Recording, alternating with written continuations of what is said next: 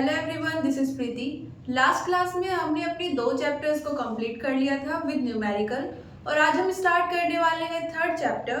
Third chapter है हमारे पास current electricity.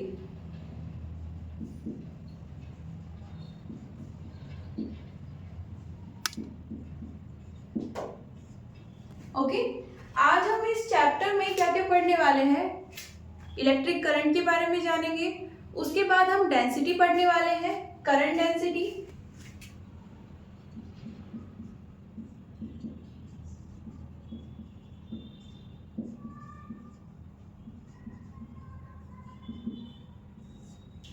क्या होती है हमारे पास करंट। देखो, अभी तक हमने फर्स्ट चैप्टर में और जो सेकंड चैप्टर में जाना है उसके अकॉर्डिंग हमारे पास कुछ चार्जेस थे। ओके, जो रेस्ट पर थे हमने पढ़ा था कि हमारे पास चार्ज है और वो कैसे है, रेस्ट पर है। ओके, और जिस ब्रांच में हम ये स्टडी करते हैं उसको हम क्या बोलते हैं, इलेक्ट्रोस्टैटिक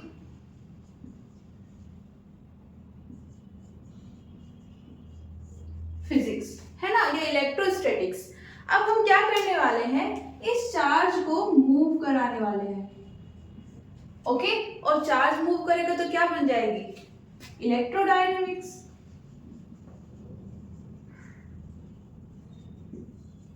ओके, तो बेसिकली ये जो हम यूनिट पढ़ेंगे इसमें एक ही चैप्टर है और ये यूनिट का नाम क्या है, इलेक्ट्रोडायनेमिक्स। और इसके अंदर हम क्या पढ़ने वाले हैं, इलेक्ट्रिसिटी। और इलेक्ट्रिसिटी का फर्स्ट टॉपिक हमने लिया है इलेक्ट्रिक करंट। तो हम चार्ज से करंट पर कैसे आएंगे, चार्ज को फ्लो करा देंगे, है ना। मींस अगर हमारे पास चार्ज है और वो मूव कर रहा है, हम उसको क्या बोलेंगे, करंट। ओके, तो यहाँ पर क्या है, इलेक्ट्रिक करंट।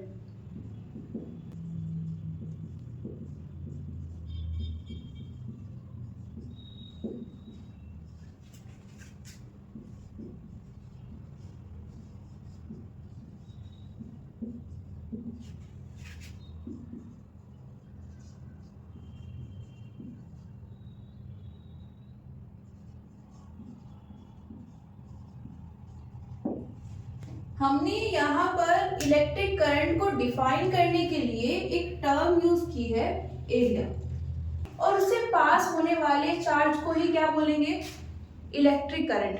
अब यहाँ पर एरिया क्यों कंसीडर कर रहे हैं, इसमें एक और पॉइंट होता है क्या, कि हम हमेशा जिस डायरेक्शन में चार्ज फ्लो हो रहा है उसके परपेंडिकुलर डायरेक्शन में क्या लेते हैं, प्लेन कंसीडर करते हैं। मीन्स जो हमारे पास प्लेन है, जो सरफेस है, वो किसके परपेंडिकुलर होनी चाहिए, जो हमारे पास चार्ज फ्लो है।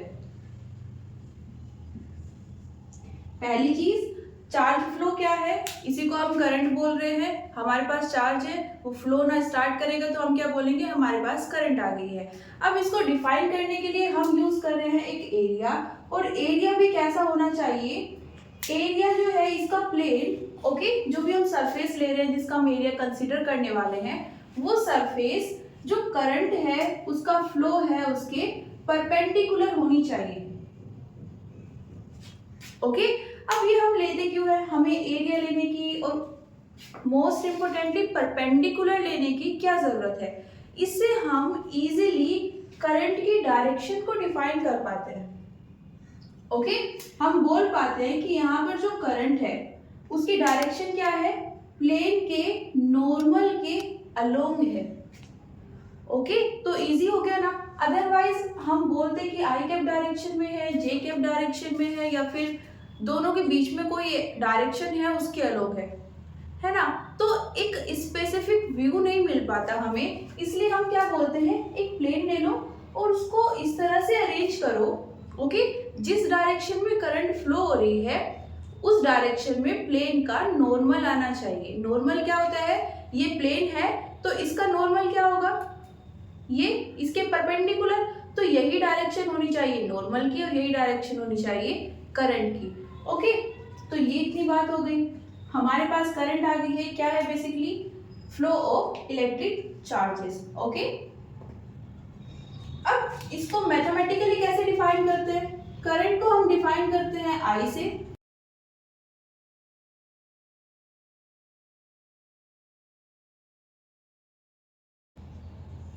और ये होता है हमारे पास फ्लो ऑफ चार्ज। कभी भी हम किसी फ्लो की बात करते हैं विद टाइम, ओके, टाइम के रेस्पेक्ट में हम किसी के फ्लो की बात करते हैं तो उस क्वांटिटी को किससे डिवाइड कर देते हैं, टी से। टी क्या है यहाँ पर, टाइम, तो Q बाई टी क्या हो जाएगा हमारे पास, करंट। लेकिन यहाँ पर ये जो फॉर्मूला आता है ये हम कब लेते हैं,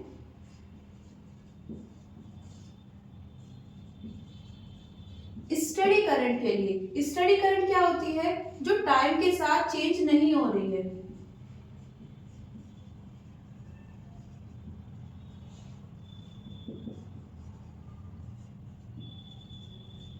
देखो चार्ज फ्लो तो हो रहा है लेकिन टाइम के साथ चेंज नहीं हो रहा है। मतलब क्या है कि जितना चार्ज फ्लो हो रहा है, सपोज हमने बोला कि 500 गुलाम चार्ज फ्लो हो रहा है पर सेकेंड, तो आप 1 घंटे के बाद देखो, 2 घंटे के बाद देखो, वो उतना ही फ्लो हो रहा है ना, ना कम हुआ है ना ही ज्यादा हुआ है। तो हम उसको क्या बोलते हैं, हमारे पास स्टडी करंट है।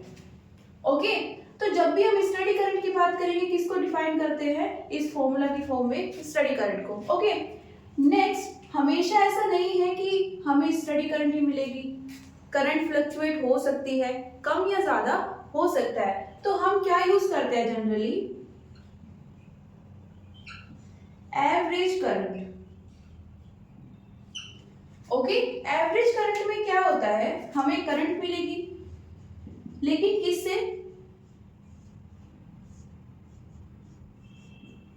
हम यहाँ पर टाइम की एक रेंज डिफाइन कर देते हैं। ओके,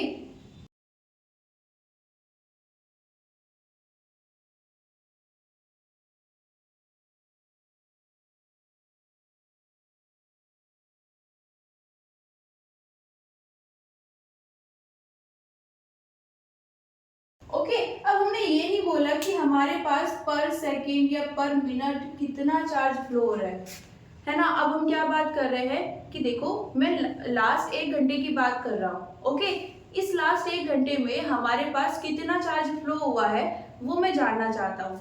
ओके, तो मीन्स हम करंट जानना चाहते हैं लेकिन सिर्फ कितने टाइम की, जो लास्ट 1 आवर की है ना, लास्ट 1 आवर में कितनी करंट फ्लो हुई है हम वो जानना चाहते हैं। तो उसके लिए हम क्या करते हैं, 1 आवर लेंगे, ओके, और उस 1 आवर में कितना नेट चार्ज फ्लो हुआ है वो डिफाइन करेंगे और उससे हमारे पास क्या आ जाएगी, उस पर्टिकुलर टाइम के लिए करंट। जनरली हम इसी को यूज करते हैं। इसमें अगर करंट कम या ज्यादा होती है, मतलब पर सेकंड चार्ज थोड़ा कम हुआ, थोड़ा ज्यादा हुआ, तो वो सब उसमें ऐड हो जाता है। ओके, तो हम मोस्ट ऑफ द केसेस में एवरेज करंट यूज करते हैं, ओके, करंट को डिफाइन करने के लिए। अब एक और टर्म आती है इंस्टेंटेनियस करंट। ओके,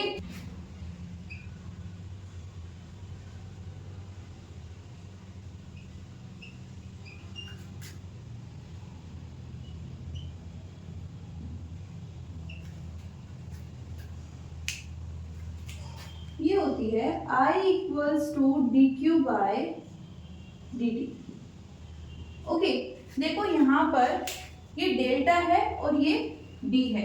ये डी जब हमें शो होता है इसका मतलब है हम बहुत ही छोटे से फ्रैक्शन की बात कर रहे हैं। अगर हम छोटे से टाइम की बात कर रहे हैं तो हो सकता है कि पूरे दिन में, ओके, जो 24 घंटे थे उन 24 घंटे का हम छोटा सा स्मॉलेस्ट, जितना पॉसिबल है स्मॉलेस्ट, हम फ्रैक्शन जानना चाहते हैं। ओके, हम उस फ्रैक्शन की बात करें, सपोज यहाँ पर हम बोल दें 0.12 सेकेंड। ओके, हमने क्या किया है, 24 आवर्स हमारे पास है, उसका एक छोटा सा फ्रैक्शन लिया है, पूरे टाइम का छोटा सा फ्रैक्शन कितना है, 0.12 सेकेंड। तो जब हम छोटे से लेवल पर चले जाते हैं अपनी करंट को डिफाइन करने के लिए, स्मॉलेस्ट लेवल पर चले जाते हैं, तो उस केस में हमारे पास क्या आती है, इंस्टेंटेनियस करंट। हम पर मोमेंट की बात करते हैं, हम 1 सेकेंड का वेट नहीं करते। ओके, उससे भी छोटे लेवल पर जाना चाहते हैं।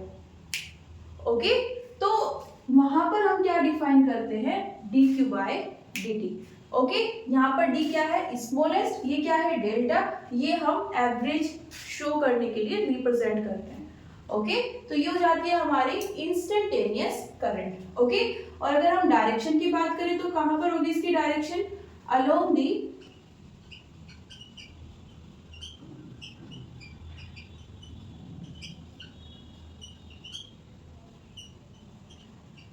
प्लेन या जिस एरिया की हम बात कर रहे हैं उसका परपेंडिकुलर या नॉर्मल। ओके, तो ये इसकी डायरेक्शन हो जाएगी।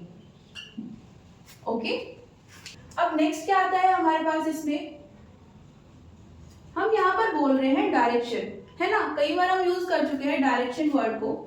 तो करंट के पास डायरेक्शन तो होती है ना, हम कभी भी करंट की बात करेंगे हम जानना चाहेंगे कि किस डायरेक्शन में फ्लो हो रही है। ओके, तो करंट के पास डायरेक्शन तो होती है, लेकिन फिर भी इसको एक स्केलर क्वांटिटी की तरह ट्रीट किया जाता है।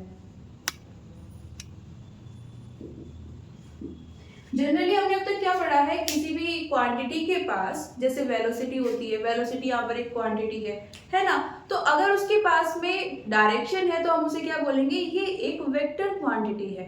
ओके, यहाँ पर इस डायरेक्शन है करंट के पास, लेकिन फिर भी उसे क्या बोल रहे हैं, स्केलर क्वांटिटी।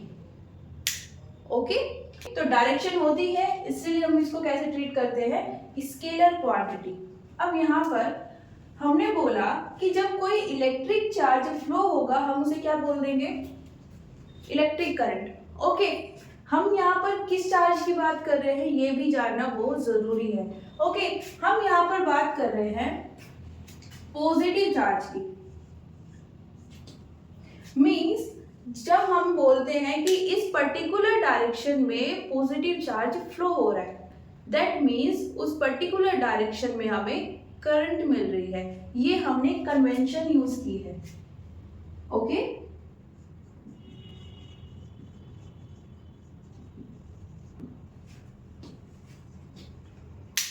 क्या था, ये तो डिफाइन कर दिया था कि कोई भी चार्ज अगर फ्लो होगा तो हमें करंट मिल जाएगी, लेकिन चार्ज भी पॉजिटिव हो सकता है, नेगेटिव हो सकता है ना, तो इस चीज को डिफाइन करना जरूरी था।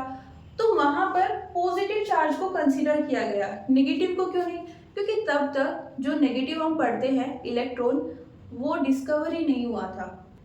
ओके, तो नेगेटिव चार्ज के बारे में किसी को आइडिया ही नहीं था, तो क्या किया कि हमारे पास पॉजिटिव चार्ज है और इसी को हम बोल रहे हैं क्या, डायरेक्शन ऑफ करंट।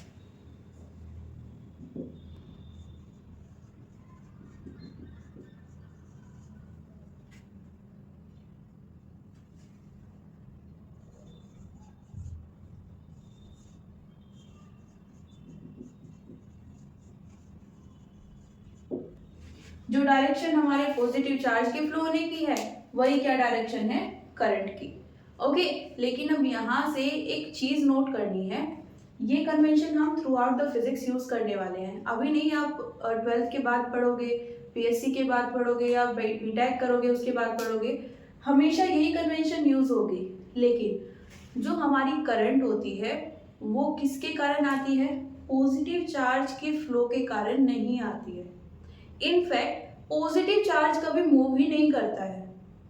अगर हम बात करें एटॉमिक लेवल पर, है ना, हमारे पास मटेरियल्स हैं, हमारे पास रियल वर्ल्ड में चार्ज कहाँ से आ रहा है, एटॉमिक लेवल से, है ना। हमने फर्स्ट चैप्टर में पढ़ा था कुछ फंडामेंटल चार्जेस होते हैं जो हम क्या डिफाइन करते हैं, इलेक्ट्रॉन, प्रोटॉन, न्यूट्रॉन, है ना, वो फ्लो होते हैं तो हमें करंट मिलती है। अब उनमें भी नोट करने वाली बात क्या है कि अगर हम एटम्स की बात कर रहे हैं तो उनके अंदर सिर्फ इलेक्ट्रॉन होंगे, प्रोटॉन होंगे और न्यूट्रॉन होंगे। वहां पर प्रोटॉन तो मूव ही नहीं करते, है ना, न्यूट्रॉन्स न्यूट्रल होते हैं, तो मूव करने के लिए है कौन, सिर्फ इलेक्ट्रॉन। तो जो करंट आएगी वो किससे आएगी, इलेक्ट्रॉन्स के फ्लो होने से आएगी। तो करंट की क्या डायरेक्शन है, opposite to the flow of the negative charge. Okay,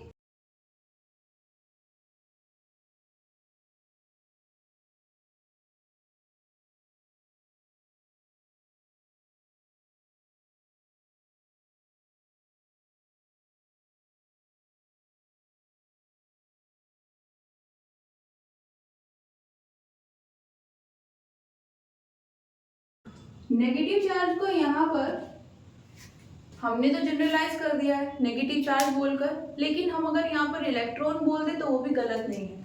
okay, तो अब हमारे पास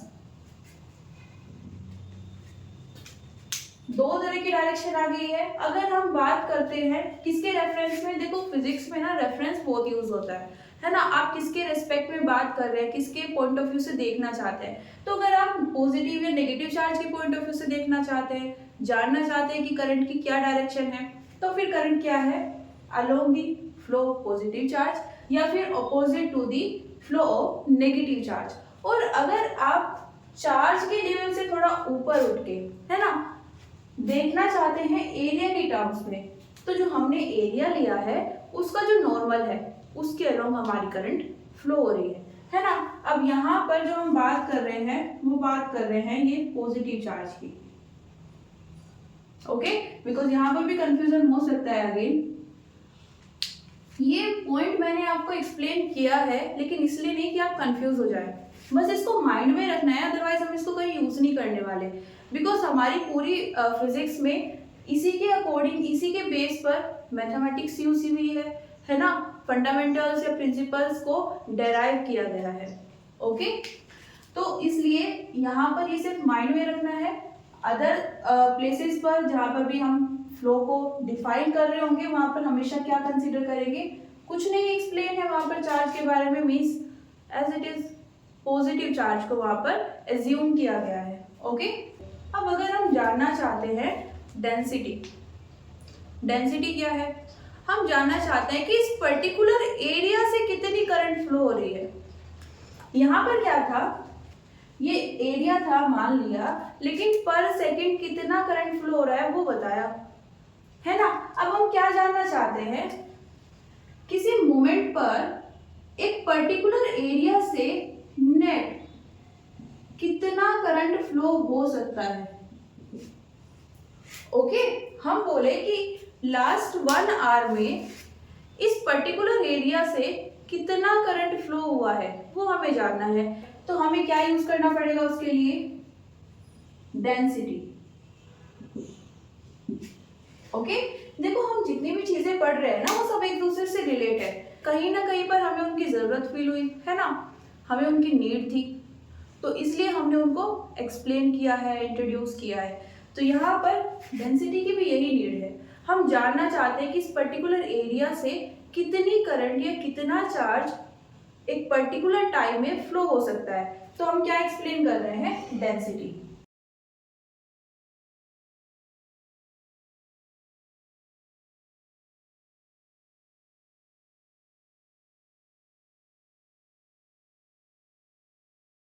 क्या है हमारे पास करंट डेंसिटी,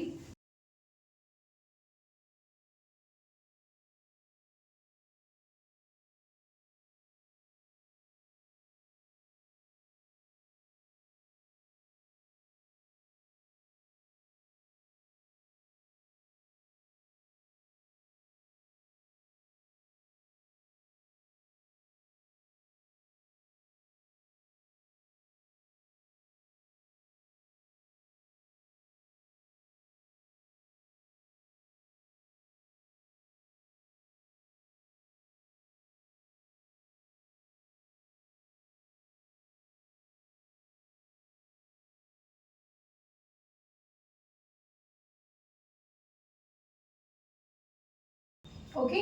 क्या बोला है, इसके अकॉर्डिंग हम अगर ए को क्या रिप्लेस कर दे, 1 यूनिट, 1 यूनिट, इसका मतलब क्या है, एरिया की यूनिट क्या होती है, 1 मीटर स्क्वायर ले लेते हैं, ओके। तो हमारे पास ये क्या आ जाएगा, J equals to I, okay. Means अगर हम जानना चाहते हैं कि चार्ज डेंसिटी कितनी है, तो बस ये जान लीजिए कि एक मीटर स्क्वायर एरिया से कितना चार्ज फ्लो हो रहा है, लेकिन किस डायरेक्शन में, नॉर्मल डायरेक्शन में, ओके।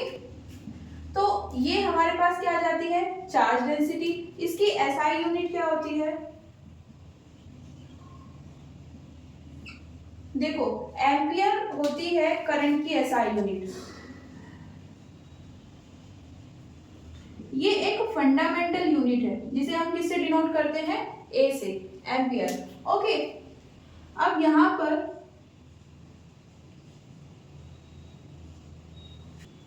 पर इसकी यूनिट कैसे निकाले, करंट डेंसिटी। देखो सारी यूनिट्स आपको याद करने की जरूरत नहीं है, ओके। कुछ फंडामेंटल्स यूनिट याद कर लीजिए और अदरवाइज आपको, और बाकी आपको क्या याद होनी चाहिए, फॉर्मूलाज, वहां से आप वैल्यूज को रखकर फाइंड कर सकते हो यहाँ पर इसकी यूनिट क्या हमने डिफाइन की है, एम्पियर, डिवाइडेड बाय ए क्या है यहाँ पर, एरिया है। ओके, और एरिया की यूनिट क्या होती है, मीटर स्क्वायर। तो करंट डेंसिटी की यूनिट क्या आ जाएगी, ampere per metre square. Okay, तो ये डिफाइन हो गया। अब एक क्वेश्चन आता है कि हमने बोला है कि यहाँ पर ये जो एरिया लेना है, ये जो हम प्लेन ले रहे हैं, ओके, सरफेस है, वो नॉर्मल होनी चाहिए किसके, फ्लो ऑफ करंट। ओके, अगर ऐसा नहीं है तो हमने ये एक एरिया लिया है। ओके, अब ये इस तरह से टिल्ट है तो यहाँ पर ये इसकी नॉर्मल डायरेक्शन हो जाएगी। ओके, इसको डिफाइन कर लेते हैं। एरिया वेक्टर कितना है, ए, मैग्नीट्यूड कितना है इसका, ए, और डायरेक्शन एन कैप। ओके,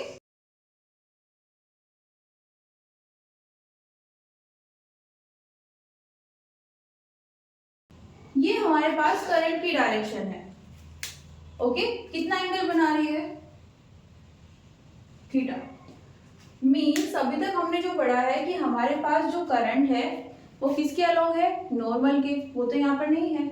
अगर ऐसी सिचुएशन आ गई तो करंट क्या होगी, उसकी डायरेक्शन कैसे यूज होगी, है ना, करंट डेंसिटी क्या होगी। तो देखिए, सब प्रॉब्लम्स का एक ही सॉल्यूशन है, हम एरिया का वो कंपोनेंट यूज करेंगे जो करंट के अलोंग है। ओके, एरिया हमारे पास एक वेक्टर क्वांटिटी है, उसके कंपोनेंट्स डिवाइड हो सकते हैं। ओके, तो अगर एक ऐसी सिचुएशन आ जाती है कि जो एरिया का नॉर्मल है वो अलोंग द करंट नहीं है, किसी एंगल पर है, तो हम क्या करेंगे, एरिया के कंपोनेंट्स डिवाइड करेंगे और वो वाला कंपोनेंट लेंगे जो किसके अलोंग है, करंट के। कौन सा कंपोनेंट आ जाएगा ये, ए कोस थीटा, और इसकी परपेंडिकुलर डायरेक्शन में कौन सा कंपोनेंट आएगा, ए साइन थीटा।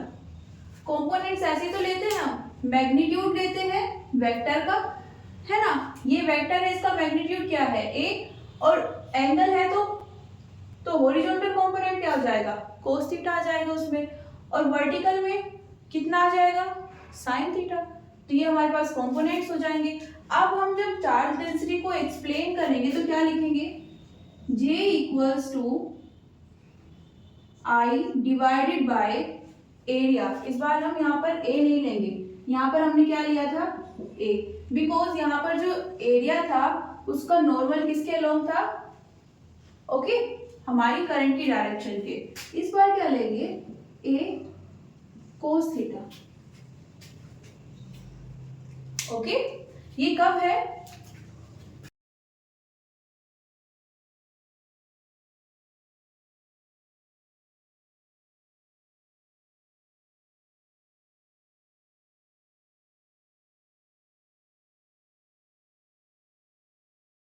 ओके, उस केस में J कितना हो जाएगा, I by A cos theta. अब इसको थोड़ा सा आगे सॉल्व करते हैं।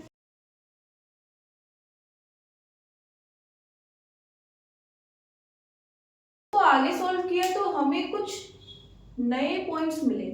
क्या थे वो नए पॉइंट्स, इसको हम क्या लिख सकते हैं, ए बी कोस थीटा, ये किसके इक्वल होता है, ए डॉट बी के, है ना। तो यहां से हम क्या लिख सकते हैं इसको, I equals to J A, correct है। ओके, तो यहां से हमें क्या पता चलता है कि हमारे पास जो J है मींस करंट डेंसिटी, ये कैसी है, एक वेक्टर क्वांटिटी है। ये कैसी है, स्केलर है, इसके पास कोई वेक्टर नहीं है। ओके, J हमारे पास क्या है, vector quantity.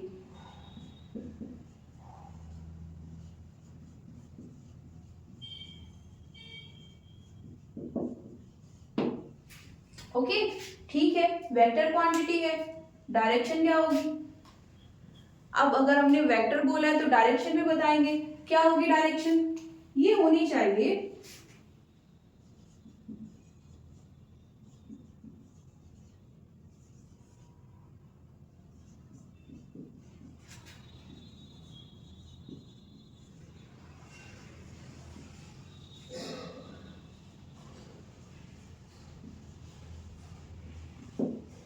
Along the current, और करंट कहाँ होती है? Along the positive charge flow. Okay, अब ऐसा कैसे बोल सकते हैं हम? देखो ये जो फॉर्मूला आया है, पहले भी एक क्लास में मैं बोल चुकी हूँ कि जो हम एक्सप्लेन करते हैं, जो हम डेराइव करते हैं, उसको रीड करने की कोशिश किया करो। यहाँ पर इसका मतलब क्या है? हमने डायरेक्शन यहीं से निकाली है। अगर हमें करंट चाहिए और कैसे चाहिए? नॉन जीरो चाहिए, है ना। हम चाहते हैं कि हमें करंट मिले और कैसे मिले? Non zero. ओके, तभी तो हम फ्लो के बारे में जान पाएंगे। तो उसके लिए यहाँ पर क्या होना चाहिए? जे और ए दोनों सेम डायरेक्शन में होने चाहिए। ओके, एग्री करते हैं उस बात से?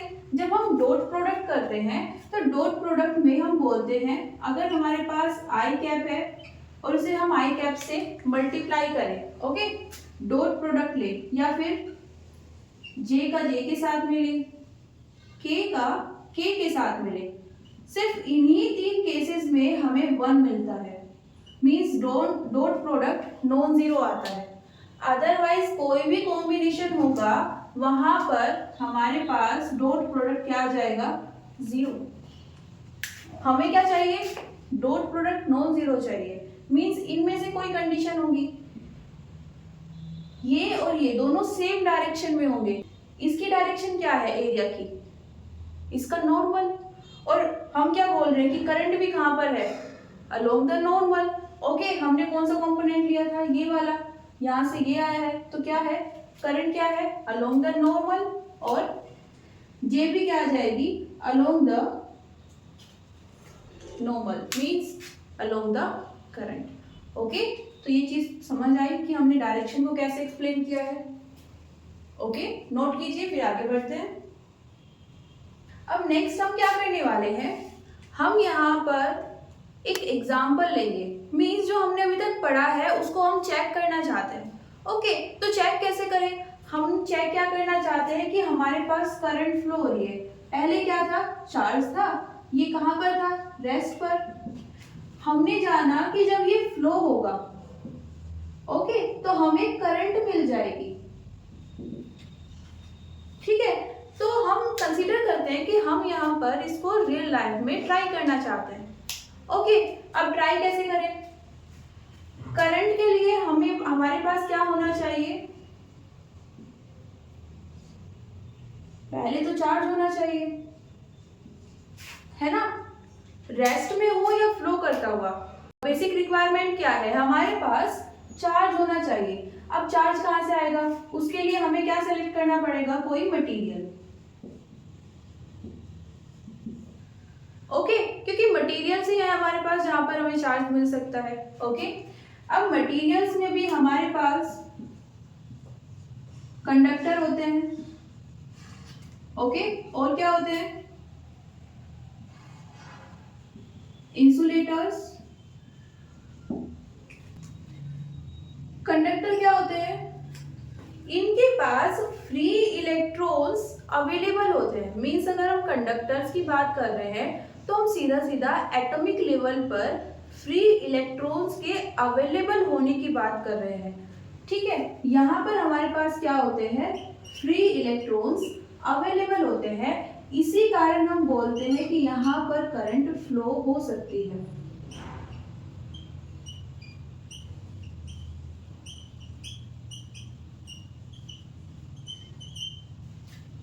ओके, इंसुलेटर्स में क्या होते हैं? हमारे पास फ्री इलेक्ट्रॉन्स अवेलेबल नहीं होते हैं, यही एक रीजन है कि हमारे पास करंट फ्लो नहीं हो पाती। किसमें? इंसुलेटर्स में। हमें क्या चाहिए? हमें तो इलेक्ट्रॉन्स चाहिए, या बोले तो चार्जेस चाहिए। ओके, फ्री चार्ज हो तो अच्छा है, ओके, बाउंड हो गए तो हमें ज्यादा एनर्जी देनी पड़ेगी। ओके, और फ्री चार्ज हमें कहाँ पे मिल रहा है? कंडक्टर में। तो फर्स्ट प्रॉब्लम सॉल्व हो गई, हमने क्या यूज कर लिया? कंडक्टर को यूज कर लिया। अब कंडक्टर में भी हमारे पास 2 से 3 कैटेगरी आ जाती है। ओके, 2 से 3 कैटेगरी कौन सी आती है? हमारे पास होती है मेटल्स। ओके, ये कंडक्टर्स होते हैं। ओके, एक और कैटेगरी आती है इलेक्ट्रोलाइट्स, ओके, इनसे भी चार्ज फ्लो हो सकता है। और क्या होते हैं? Semiconductor, okay. इलेक्ट्रोलाइट्स को हम केमिस्ट्री में ज्यादातर पढ़ते हैं या फिर आप पढ़ चुके होंगे 11th में, ओके। इलेक्ट्रोलाइट्स क्या होते हैं? ये जब सॉलिड या लिक्विड फॉर्म में होंगे, ओके, जब इनको नॉर्मली रखा हुआ है कहीं पर कंटेन किया हुआ है, तो ये चार्ज फ्लो नहीं करेंगे। द मोमेंट आप उनको मोल्डन स्टेट में ले आओगे या डिसॉल्व कर दोगे किसके अंदर, वाटर वगैरह या किसी भी तरह से कोई लिक्विड है तो उसको वाटर में डिसॉल्व करोगे, तो वहां पर वो क्या हो जाएंगे? आयनाइज फॉर्म में आ जाएंगे, ओके। रिलेट कर पाओगे? एग्जाम्पल अगर हम ले, acid base, okay. Chemistry lab में आपने देखा होगा, इनको हम एक बोटल्स में कंटेन करते हैं, है ना। बोटल्स में होते हैं तो ये नॉर्मल होते हैं, इनसे चार्ज फ्लो नहीं होगा। द मोमेंट आप उनको वाटर में डिसॉल्व कर दो या किसी अदर केमिकल में डिसॉल्व करना चाहो, तो वहां पर क्या आ जाएंगे? आयंस आ जाएंगे। और ये आयंस फ्री होते हैं मूव करने के लिए। तो मींस इलेक्ट्रोलाइट्स ऐसे मटेरियल है जो अगर नॉर्मल सिचुएशन में रखे हुए हैं तो वो कंडक्टर नहीं है, बट एक बार तुमने उनको डिसॉल्व कर दिया, ओके, कंडक्टर का काम करेगा, ओके। मेटल्स हम जानते हैं, इसमें तो होते ही है फ्री इलेक्ट्रॉन्स, ओके। आयरन हम पढ़ते हैं। सेमीकंडक्टर्स, सेमीकंडक्टर्स बेसिकली कंडक्टर और इंसुलेटर्स के बीच की कैटेगरी होती है, ओके। ना तो ये पूरी तरह से कंडक्टर होते हैं, मतलब इनके कंपैरिजन में कम फ्री इलेक्ट्रॉन्स यहाँ पर अवेलेबल होंगे, और ना ही पूरी तरह से इंसुलेटर्स होते हैं, मतलब यहाँ पर तो फ्री इलेक्ट्रॉन्स मिलेंगे ही नहीं आपको। यहाँ पर मिल जाएंगे, थोड़ा मिल जाएंगे, लेकिन इतना नहीं जितना कंडक्टर्स में है, ओके। तो इनके बीच की कैटेगरी है।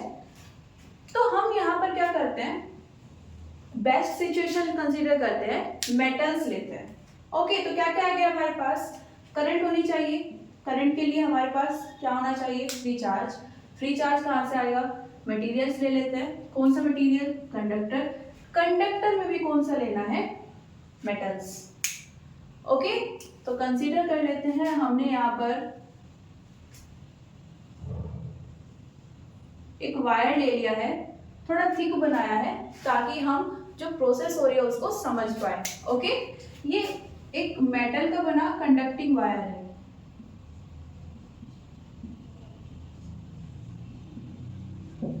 ओके। तो इसको इरेज कर दें। अब यहाँ पर कंडक्टिंग वायर है, कंडक्टर है, तो क्या होंगे? फ्री इलेक्ट्रॉन्स होंगे। देखो हम यहाँ पर ना फ्री इलेक्ट्रॉन्स की ही बात कर रहे हैं, जब हम इसको समझना चाहेंगे तो हम इलेक्ट्रॉन्स की ही बात करेंगे, ओके। इलेक्ट्रॉन्स को ही फ्लो कराएंगे। लेकिन जब बात करेंगे करंट की डायरेक्शन की, तो क्या बोलेंगे? करंट की डायरेक्शन होती है opposite to the flow of electrons, okay. तो यहाँ पर कुछ इलेक्ट्रॉन्स है, फ्री है, तो ऑफ कोर्स ये मूव भी कर रहे होंगे इस डायरेक्शन में, इस डायरेक्शन में, ओके। बिकॉज अभी तो इनके ऊपर कोई वर्क नहीं कर रहा है ना, फोर्स एक्सटर्नल। और ये मूव कैसे कर रहे हैं? मूव करने के लिए कोई भी है ना, हम ह्यूमंस हैं, कोई एनिमल है या अदर कुछ और है, तो सभी को मूव करने के लिए क्या चाहिए होती है? एनर्जी। इनके पास भी एनर्जी आ रही होगी कहीं से, कहां से? टेम्परेचर के कारण, एटमॉस्फेयर का टेम्परेचर, ये इस वायर का टेम्परेचर, इसके कारण इनके पास एक एनर्जी आती है जिसको हम बोलते हैं थर्मल एनर्जी, ओके। तो थर्मल एनर्जी आती है, उसके कारण ये मूव कर रहे हैं, लेकिन मूव कुछ ऐसे कर रहे हैं रैंडम डायरेक्शंस में, ओके। अब रैंडमली मूव कर रहे हैं तो एक पॉसिबिलिटी है, और स्ट्रॉन्ग पॉसिबिलिटी है कि ये एक दूसरे से क्या करें? कोलिजन, है ना, मतलब एक दूसरे से टकराए, है ना। अब उसके बाद क्या होगा? डायरेक्शन चेंज हो जाएगी, ओके। और इस प्रोसेस को ये कंटिन्यूअसली कर रहे हैं। जितने भी फ्री इलेक्ट्रॉन्स है वायर में वो सब इस प्रोसेस में इंक्लूड हैं। अब क्या हो रहा है, ओके, अब देखो यहाँ पर एक इम्पोर्टेंट पॉइंट आने वाला है। क्या ये इलेक्ट्रॉन्स रेस्ट में है? क्या नहीं, मोशन कर रहे हैं, तब तो करंट होनी चाहिए। लेकिन यहाँ पर हमारे पास करंट नहीं आएगी। क्यों नहीं आएगी? यही तो हमने बोला है कि चार्ज है, फ्लो कर रहे हैं, तो हमारे पास क्या आ गई? करंट। नहीं, ऐसा नहीं है। फ्लो जो होता है, ऐसा नहीं कि अगर 10 इलेक्ट्रॉन्स हमारे पास है ना, तो वो सब अलग अलग डायरेक्शन में मूव कर रहे हैं। सेम डायरेक्शन में फ्लो होना चाहिए। सेम डायरेक्शन में होगा तो ही हमें क्या मिलेगी? करंट मिलेगी। तो ये तो इतनी मेहनत बेकार हो गई, है ना। हम कंडक्टर्स को लेके आए जिसमें फ्री इलेक्ट्रॉन्स थे, वो मूव भी कर रहे थे, लेकिन कोई फायदा ही नहीं हुआ। रैंडम डायरेक्शंस में मूव कर रहे हैं, तो जो रिजल्टेंट आ रहा है करंट का, वो कितना आ गया? 0। हमारे पास कोई करंट नहीं है। अब क्या करें? अब नई टर्म आएगी, क्या? Voltage source. वोल्टेज सोर्स क्या होता है? ये बेसिकली एक डिवाइस है जिसे हम कहाँ यूज करते हैं? सर्किट्स में।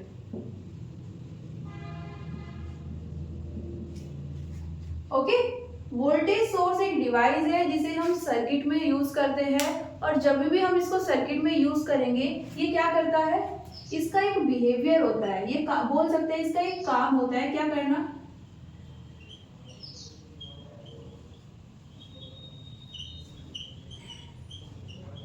पोटेंशियल डिफरेंस क्रिएट करना।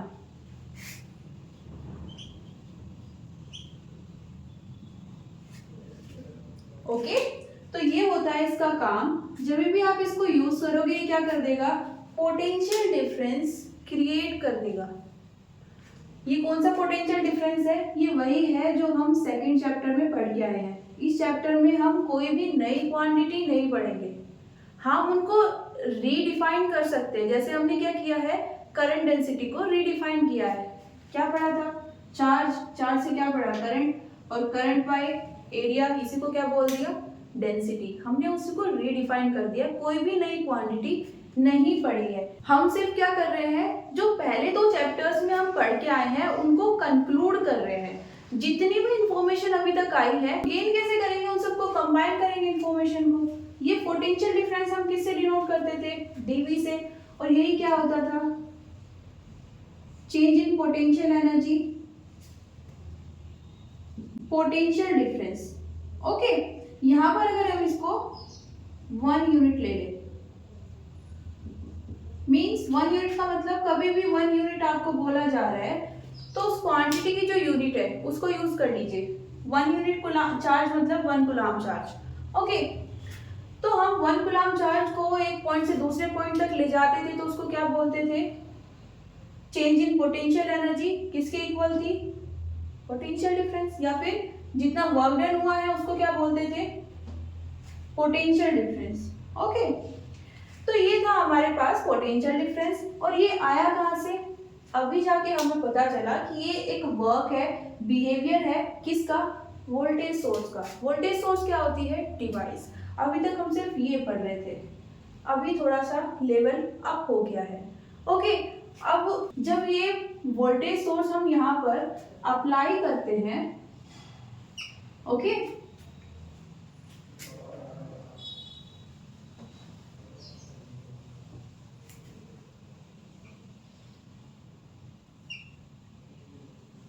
तो क्या होगा?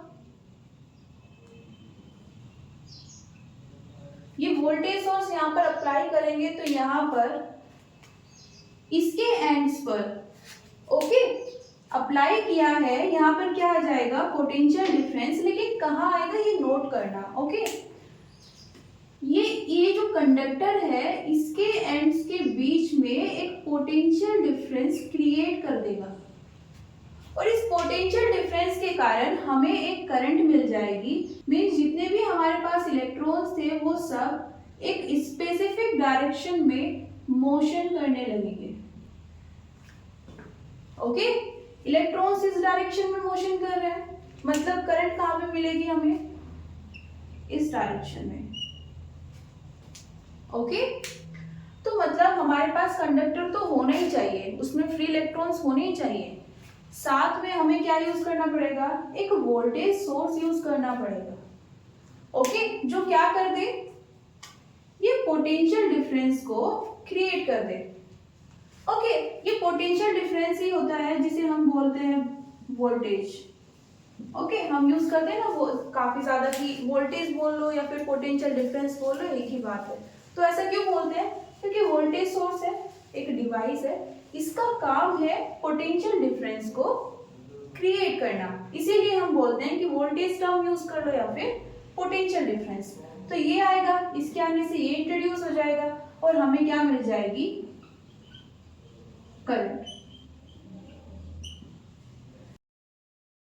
ओके, अब यहाँ पर कुछ और पॉइंट्स हैं जो एक्सप्लेन करने हैं। हमेशा बोला जाता है कि जो करंट फ्लो होता है,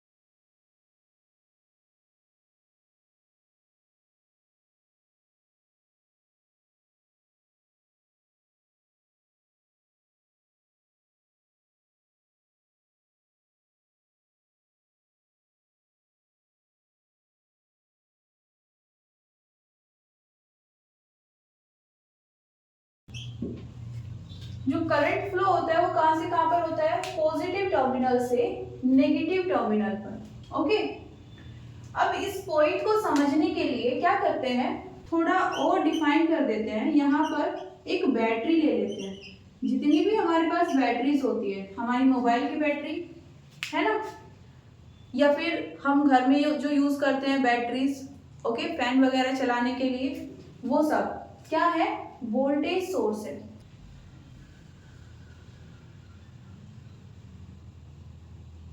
ओके, अब बैटरी हम जब यूज करते हैं तो हम ये प्लस और माइनस साइन बनाते हैं, ये क्या होते हैं, ये इसका पॉजिटिव टर्मिनल और ये नेगेटिव टर्मिनल। अब इन्होंने बोला है कि करंट हमेशा कहां से कहां पर फ्लो होती है, positive terminal to negative terminal. और एक पॉइंट मैं ऐड कर रही हूं कि यहाँ पर जो चार्ज होता है ना,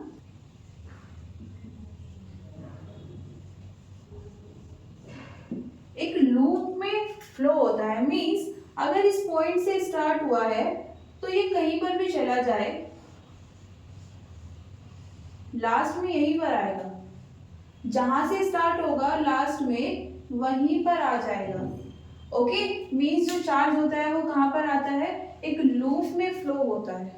ओके, एक और क्वेश्चन है, ये हुआ कैसे, जो वोल्टेज सोर्स था उसको हमने अप्लाई किया, उसने ऐसा क्या किया कि हमारे पास करंट आ गई, है ना। तो देखो क्या होता है, जो हमारे पास वोल्टेज सोर्स है, या बेसिकली हम बोल रहे हैं यहाँ पर क्या है, बैटरी, इसके अंदर हमारे पास चार्जेस होते हैं, जो डिवाइस है वोल्टेज की, है ना, या फिर क्या बोल सकते हैं, आयंस होते हैं। अब जहां पर भी आयंस होंगे, चार्जेस होंगे, वो क्या करते हैं, फर्स्ट चैप्टर में हमने पढ़ा है, चार्ज जहां पर भी आएगा वहां पर इलेक्ट्रिक फील्ड आ जाएगी।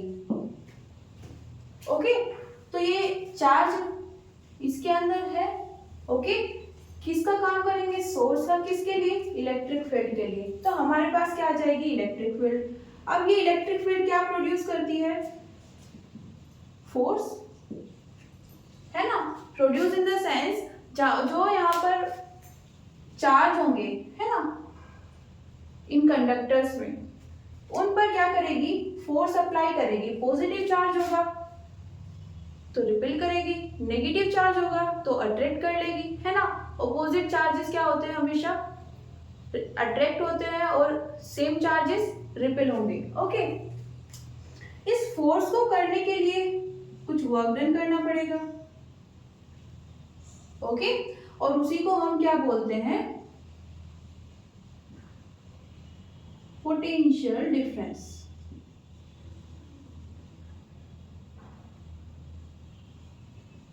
तो बेसिकली हमने क्या किया था, अभी कुछ देर पहले हमने बोला था वोल्टेज सोर्स लगा देंगे और क्या मिल जाएगा, पोटेंशियल डिफरेंस। कैसे मिलेगा, इसके पास क्या है, चार्जेस है, चार्ज क्या करेंगे, इलेक्ट्रिक फील्ड जनरेट करेंगे। इलेक्ट्रिक फील्ड से क्या होगा, सेम चार्जेस के बीच में फोर्स आएगा, लेकिन यहाँ पर इसके पास जो चार्जेस है उनके बीच में कोई फोर्स नहीं लग रहा है। ओके, जो एक्सटर्नल चार्ज है, जो बैटरी या वोल्टेज सोर्स से बाहर के चार्ज जो हमने कंडक्टर यूज किया है ना, जिसके एंड्स पर हम ये बैटरी यूज करेंगे, है ना, उस कंडक्टर के अंदर जो इलेक्ट्रॉन्स होंगे उन पर ये फोर्स अप्लाई करेगा। ओके, अपने वाले इलेक्ट्रॉन्स को सेफ रखेगा, उन्हें ये कहीं नहीं जाने देगा, न बाहर जाने देगा, न बाहर वालों को अंदर अपने पास रखेगा।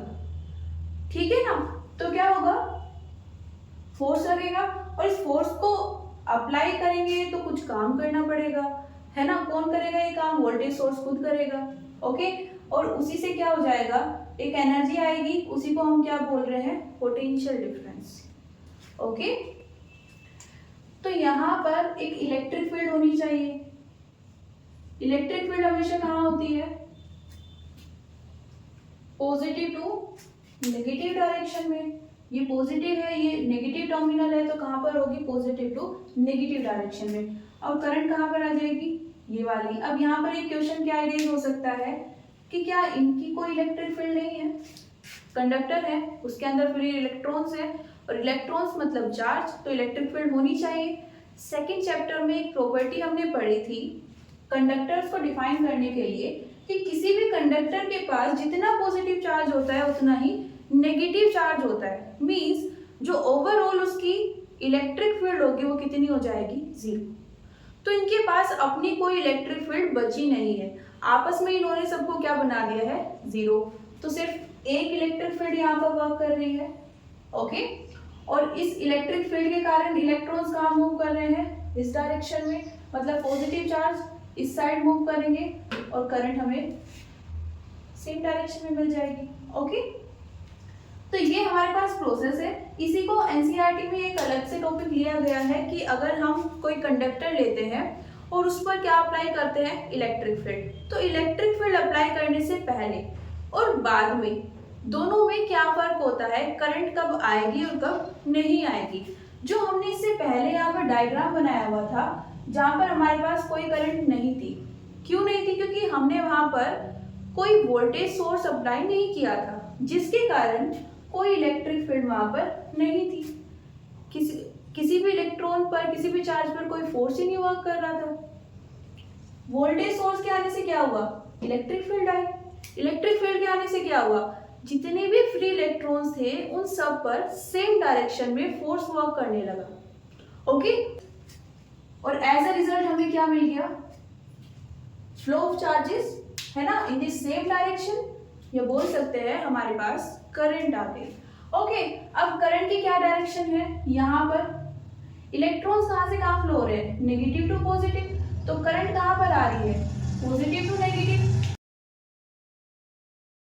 इसीलिए क्या बोलते हैं कि हमारे पास जो करंट का फ्लो होता है, अगर हम उसे किसकी रेफरेंस में देखना चाहते हैं, वोल्टेज सोर्स के, तो कहाँ पर होगा, पॉजिटिव टू नेगेटिव। ओके, अभी मैंने एक पॉइंट यहाँ पर एक्सप्लेन किया कि जो वोल्टेज सोर्स है वो अपने चार्जेस को, जो इसके पास चार्जेस है, इसके अपने चार्जेस, उनको बाहर नहीं जाने देता और ना ही अंदर आने देता है।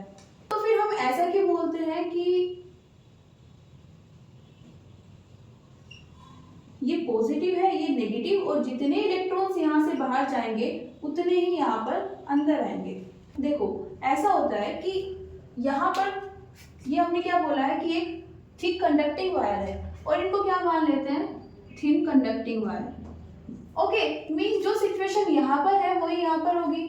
यहाँ पर भी इलेक्ट्रॉन्स इस डायरेक्शन में मूव कर रहे होंगे, यहाँ पर इस डायरेक्शन में। ओके, तो वो क्या रहा है, यहाँ पर जो वायर्स हैं ये उन पर क्या लगा रहा है, फोर्स। फोर्स के कारण वो इस तरह से मूव करेंगे। ओके, और ये जो पॉइंट मैंने एक्सप्लेन किया था, इसके अकॉर्डिंग ये कहाँ पर आएंगे, एक लूप कंप्लीट करना चाहेंगे। लूप के लिए क्या करना पड़ेगा, इनको इस सोर्स के अंदर एंटर करना पड़ेगा। ओके ओके, द मोमेंट ये इनके अंदर जाते हैं, अगेन इनके पास फोर्स लग रहा होता है, तो ये क्या करेंगे, फिर से फॉरवर्ड डायरेक्शन में मूव करने लगेंगे। अब अगर हम इस सिनेरियो को देखें, बाकी सबको छोड़ दे, सिर्फ इस सिनेरियो को देखें, तो हमें ऐसा लगता है ना, ये टर्म यहाँ पर यूज करना बेटर है, हमें ऐसा लगता है, दिखाई देता है कि यहाँ से जितने इलेक्ट्रॉन्स एंटर कर रहे हैं उतने ही यहाँ से एग्जिट कर रहे हैं। तो हमें लगता है कि ये जो वोल्टेज सोर्स है ना, ये अपने इलेक्ट्रॉन्स को यहाँ से रिलीज कर रहा है, लेकिन ये वही इलेक्ट्रॉन्स है जो कंडक्टिंग वायर में फ्री इलेक्ट्रॉन्स का काम कर रहे थे। ये अपने इलेक्ट्रॉन्स को कहीं नहीं जाने देगा, बाहर से जो इलेक्ट्रॉन्स आएंगे उनको एंटर करा लेगा, एग्जिट होने देगा, फोर्स लगाता रहेगा, बिकॉज इलेक्ट्रिक फील्ड वहां पर एज इट इज बनी हुई है। तो ये कौन से इलेक्ट्रॉन्स है, जो हमारे पास कंडक्टिंग वायर में फ्री इलेक्ट्रॉन्स है। ओके, तो क्या याद रखना है, हमेशा जो चार्ज होता है वो एक क्लोज लूप में मूव करता है, दूसरा पॉजिटिव टू नेगेटिव होगा। ओके, और ये जितना पॉजिटिव चार्ज बाहर जा रहा है उतना ही अंदर आ रहा है। कभी भी ये सुनो तो उसका मतलब क्या निकालना है, सिंपल सा है, जो वोल्टेज सोर्स है उसके अपने चार्ज कहीं नहीं जा रहे हैं, जो हमारे पास कंडक्टर था, ओके, उस कंडक्टर के पास जो फ्री इलेक्ट्रॉन्स है वही एंटर कर रहे हैं और वही एग्जिट कर रहे हैं। ओके, तो ये होती है हमारे पास कंप्लीट प्रोसेस।